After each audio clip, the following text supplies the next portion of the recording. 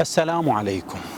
شهر رمضان فيه رسالة خفية جميلة، مفادها أنها تقول لنا: انطلق مني ولا تنطلق إلي.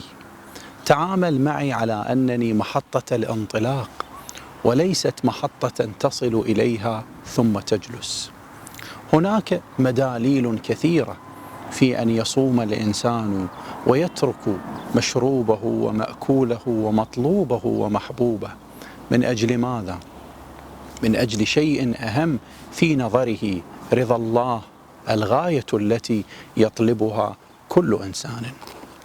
هل تعلم أن غزوة أحد قد حدثت في 17 من شهر رمضان، أي أن الناس صائمة غير مفطرة، وقد أعدهم الله سبحانه وتعالى في 17 يوم. وكأن الله يريد أن يقول لنا: الصوم يصنع الأبطال والرجال، الصوم يصنع الانتصارات.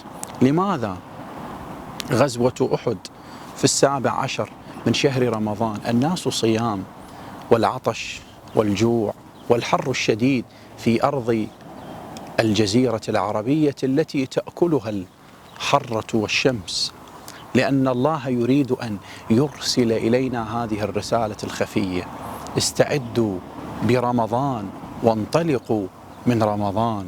وكأنها دورة تأهيلية بطولية لصنع الرجال الأفذاذ لينطلقوا إلى الله سبحانه وتعالى. حتى ليلة القدر لم تأتي في بداية شهر رمضان، بل جاءت في العشر الأواخر. وكأن هناك رسالة خفية أيضا تقول لنا: تأهلوا لتأخذوا، استعدوا لتستمدوا.